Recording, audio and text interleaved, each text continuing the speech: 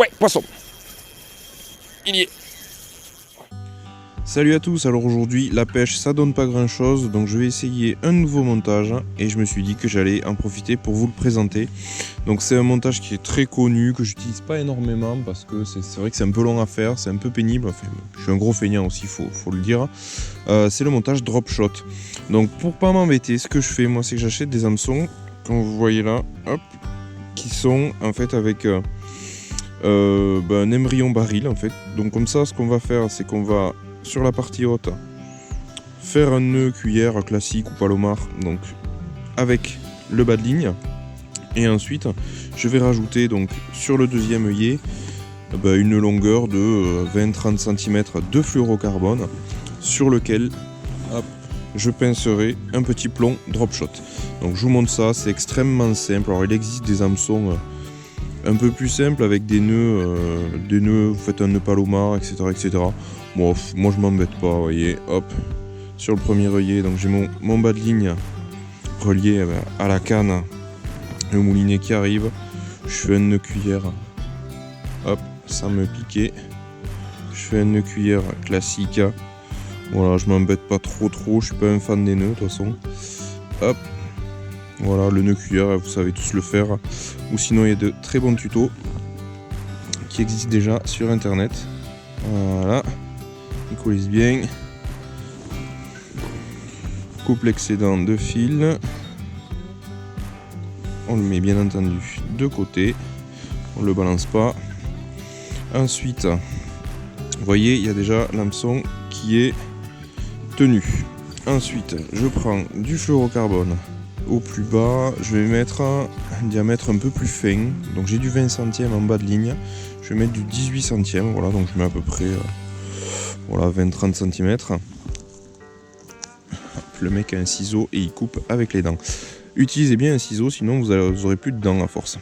Donc, en fait, avec ce bout de fluoro que je viens de couper, tout simplement, hop, je me mets comme ça. Je vais refaire pareil, un nœud cuillère. Hop.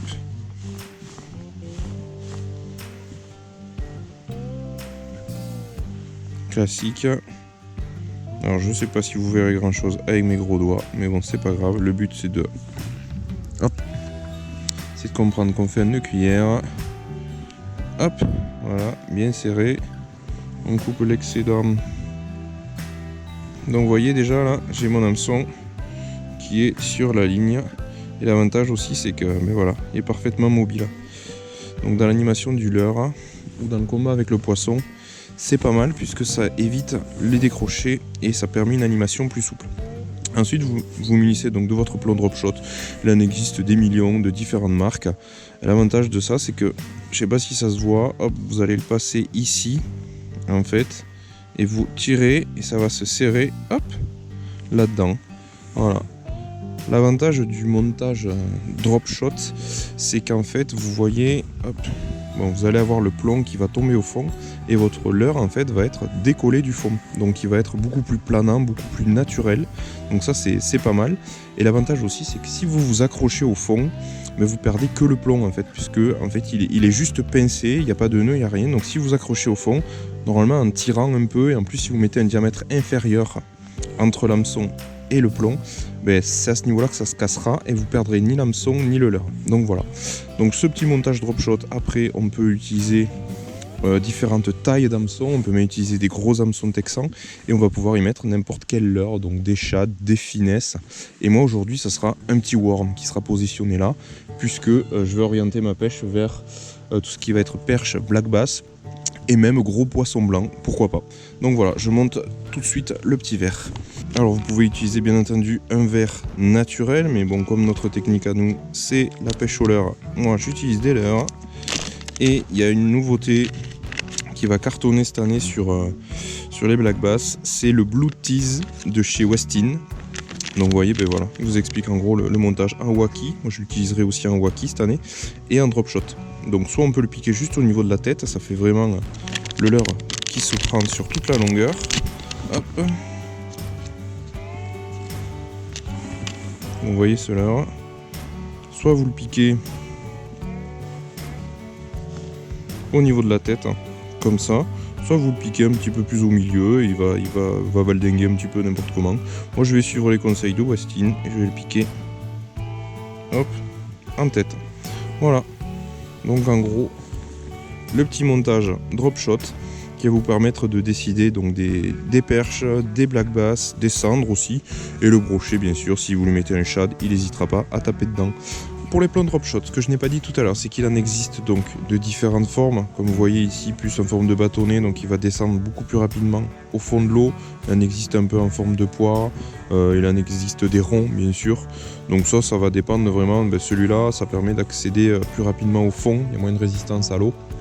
Et ensuite les plombs ronds, c'est plus rond. Je ne sais rien pourquoi ils sont ronds. Non, je sais que ceux-là aussi c'est plus pratique parce qu'ils s'accrochent moins au fond.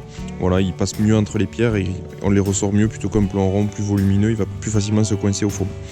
Ce que je vous ai pas dit non plus sur le plomb, c'est que en fait, donc comme on l'attache en le pinçant, mais vous pouvez, et c'est ce qui est pas mal avec le drop shot, c'est que vous pouvez ajuster la distance entre le plomb et l'hameçon avec le leurre. Donc là au début je l'avais mis vraiment au bout des 30 cm, 20-30 cm.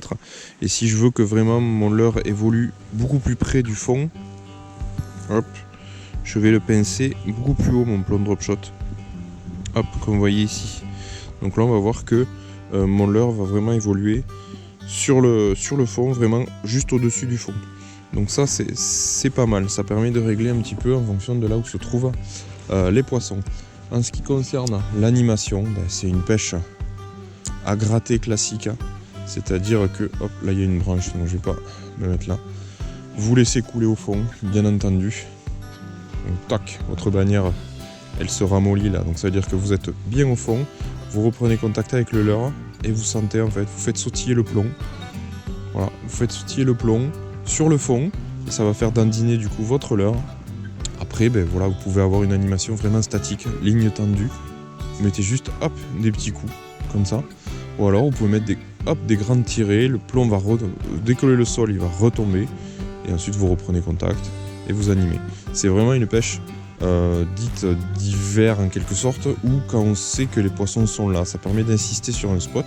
Parce que contrairement à une tête plombée, une fois que la tête plombée est au fond, si vous voulez l'animer, obligatoirement ça va avancer, le leurre va revenir vers vous, donc vous n'allez pas pouvoir insister sur le poste. L'avantage là, c'est que si vous êtes sur ligne tendue, le plomb est collé au fond et vous mettez des petits coups comme ça, hop, dans la canne et ça va faire bouger un petit peu le leurre qui sera suspendu dans l'eau et donc ça permet d'insister sur le poste et de s'acharner quand on sait qu'il y a un poisson là ou que les poissons sont très apathiques. Donc voilà. C'est une pêche que j'affectionne pas spécialement parce que c'est beaucoup trop lent pour moi, mais c'est une pêche qui est quand même redoutable. Redoutable sur les percidés notamment. Sur ce, moi je continue la pêche, je vais essayer de faire du poisson et puis je vous dis à bientôt pour une prochaine vidéo. Ciao!